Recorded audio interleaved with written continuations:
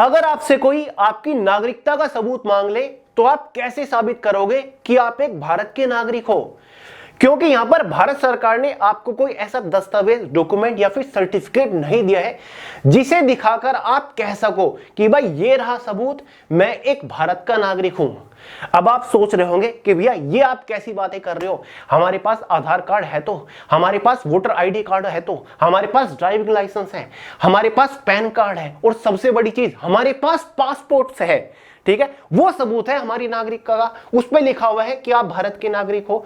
अब आप सोच रहे होंगे ये कैसा बेहुदा सवाल है, हमारे पास आधार कार्ड है तो, हमारे पास ड्राइविंग लाइसेंस है, हमारे पास पैन कार्ड है, हमारे पास वोटर आईडी कार्ड है, हमारे पास राशन कार्ड है, हमारे पास जन्म प्रमाण पत्र है और सबसे बड़ी चीज हमारे पास पासपोर्ट है जिसे दिखाकर हम कह सकते हैं कि हम भारत के नागरिक हैं। उस पर बड़ा बड़ा लिखा तो हुआ है नेशनलिटी इंडियन।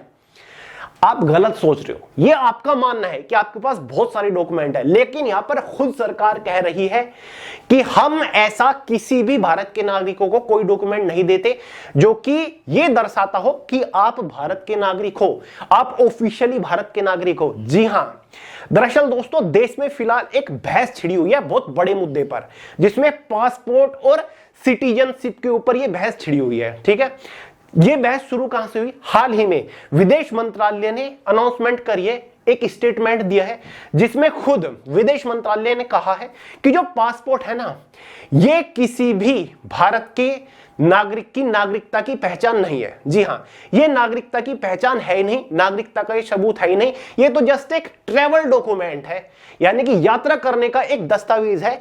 ये नागरिकता नहीं दर्शाता किसी भी नागरिक की। ठीक है, तो अब ये विवाद यहां से ही शुरू हो गया, जिसमें कुछ लोग भड़क उठे, विपक्षों ने भी सरकार के ऊपर सवाल उठाना शुरू कर दिया।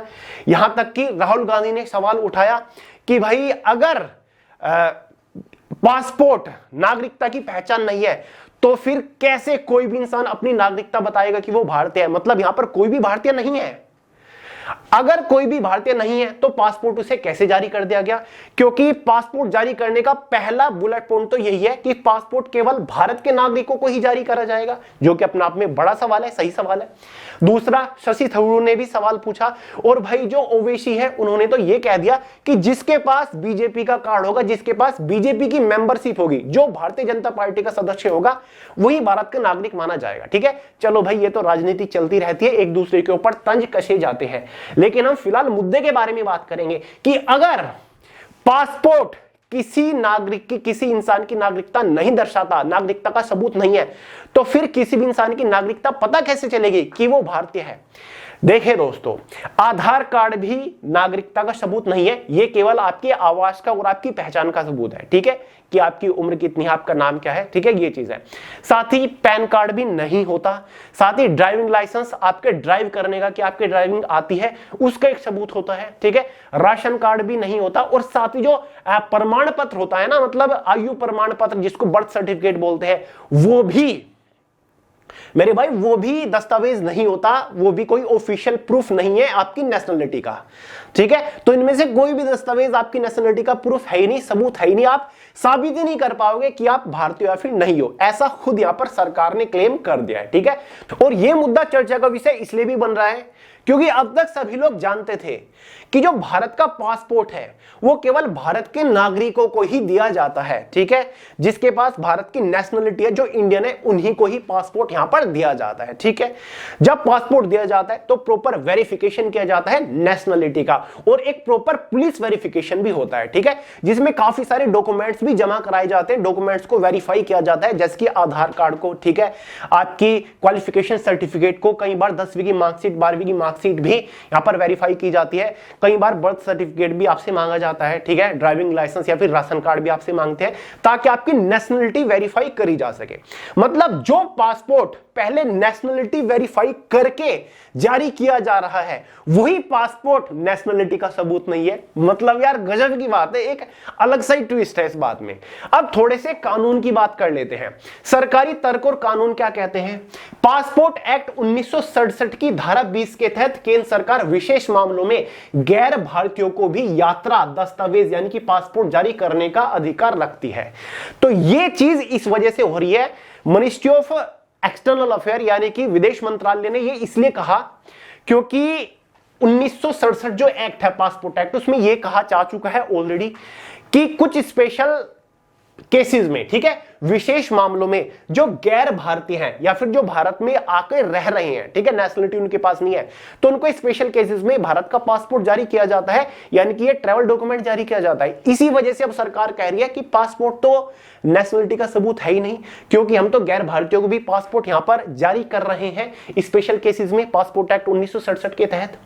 अब यहां पर बॉम्बे हाई कोर्ट ने भी 2013 में एक फैसले में इसे नागरिकता का पक्का सबूत नहीं माना था, ठीक है, यानी कि बॉम्बे हाई कोर्ट भी कह चुकी है कि पासपोर्ट नागरिकता का सबूत नहीं है। अब देखिए दोस्तों, ये पॉइंट बहुत ज्यादा इंपॉर्टेंट है। असली नागरिकता का आधार क्या है इस पॉइंट में बताया गया है।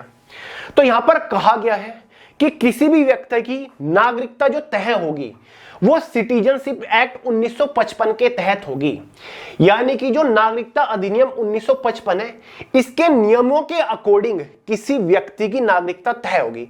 तो इसमें कहा गया है कि नागरिकता साबित करने के लिए जन्म प्रमाण पत्र यानी कि बर्थ सर्टिफिकेट, ठीक है, स्कूल शैक्षणिक रिकॉर्ड या फिर पैतृक संपत्ति यानी कि माता पिता की या फिर पूर्वजों की जो संपत्ति है उसके दस्तावेज सबसे अहम माने जाते हैं, ठीक है। तो यहां पर बताया गया है कि कैसे पता चलेगा कि किसी व्यक्ति की नागरिकता क्या है, कैसे उसे हम नागरिकता देंगे, तो यहां पर इसमें बताया गया है। लेकिन इन्होंने अगले ही पॉइंट में इस पॉइंट की धज्जियां उड़ा के रख दी। अदालतों के फैसलों के अनुसार 2013 में बॉम्बे हाई कोर्ट और अन्य अदालतों ने भी स्पष्ट किया है कि जन्म प्रमाण पत्र, आधार कार्ड या फिर पासपोर्ट नागरिकता के निर्णायक प्रमाण नहीं माने जा सकते। यदि नागरिकता को लेकर कोई विवाद हो या अवैध प्रवासियों का मामला हो तो इसका फैसला नागरिकता अधिनियम 1955 करेगा। कैसे करेगा भाई नागरिकता अधिनियम 1955 फैसला? क्योंकि यहां पर यह कह रहे कि जो बर्थ सर्टिफिकेट है या फिर शैक्षणिक रिकॉर्ड है उसके बेसिस पर हम नागरिकता तय करेंगे। और अगले ही पॉइंट में यहां पर 2013 में अदालतों ने फैसला लिया है कि जो बर्थ सर्टिफिकेट है वो नागरिकता साबित नहीं करती। तो मतलब खुद ही कंफ्यूजन चल रहा है।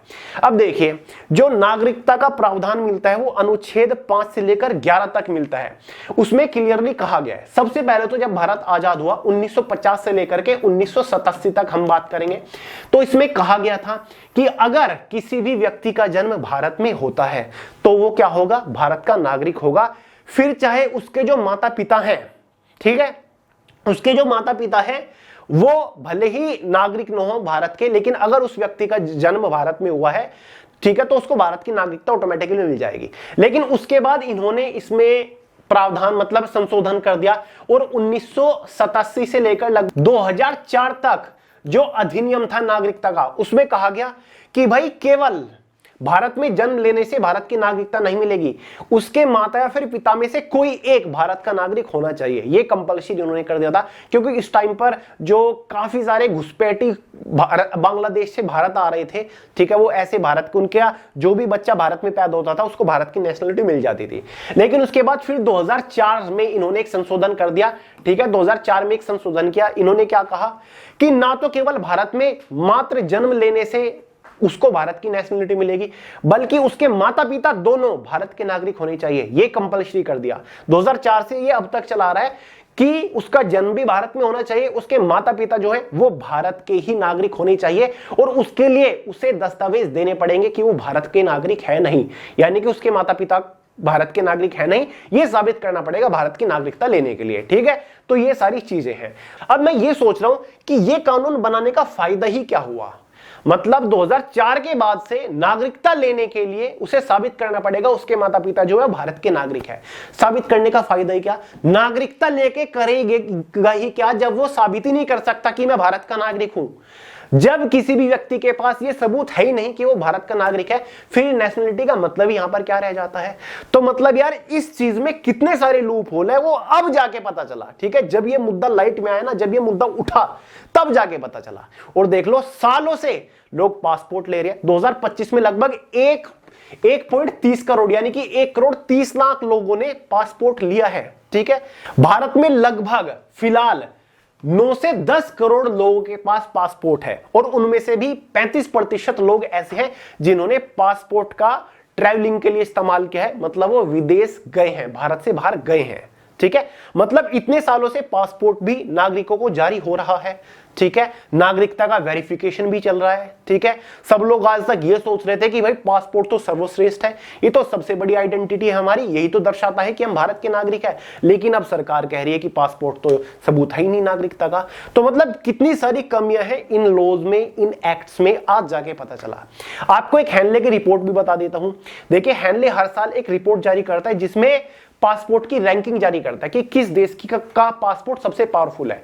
मतलब पावरफुल का मतलब समझाता हूं। अब 2026 में हैंडले ने पासपोर्ट रैंकिंग इंडेक्स जारी किया जिसमें भारत के पासपोर्ट को 80वें स्थान पर रखा गया, जबकि यही 2014 में मतलब 13 में मोदी जी के आने से पहले 74 पर था, ठीक है। मतलब भारत की जो पासपोर्ट की रैंक थी वो 74। अब इसका मतलब क्या है, 80 रैंक कैसे मिल रही है, भारत ने पीछे क्यों है?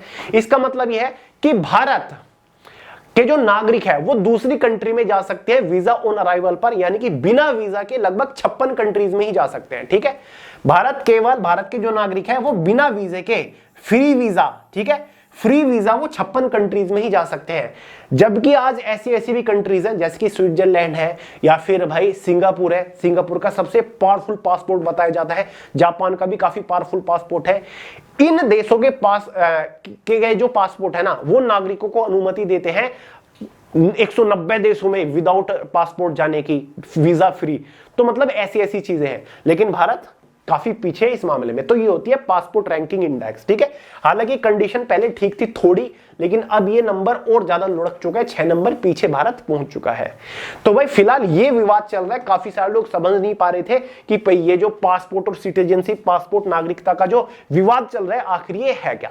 तो फिलहाल इस विवाद ने यहां पर सरकार को घेर लिया है, हर कोई यहां पर सरकार पर उंगली उठा रहा है। विपक्ष जो दल है वो भी भारत सरकार को ये कह रही है कि भारत सरकार को कोई ऐसी घोषणा करनी चाहिए, कोई ऐसा डॉक्यूमेंट यहां पर जारी करना चाहिए जिससे किसी किसी व्यक्ति की नागरिकता तय हो सके, किसी व्यक्ति की नागरिकता का सबूत बन सके, ठीक है। यानी कि किसी दस्तावेज को नागरिकता का सबूत घोषित करना चाहिए, ऐसी अब मांग चल रही है भारत सरकार से, ठीक है। चलिए अब देखते हैं आखिर होता है क्या। फिलहाल जो विवाद है उसके ऊपर हमने अच्छे से चर्चा करी, आई होप आपके डाउट्स क्लियर हो गए होंगे। तो चलिए मेरे भाई, आज के इस वीडियो में इतना ही था। पसंद आयो लाइक कर देना, दोस्तों के साथ शेयर करना, चैनल को सब्सक्राइब करना मत भूलिएगा। मिलते हैं अगली वीडियो में बहुत ही जल्द, तब तक के लिए जय हिंद।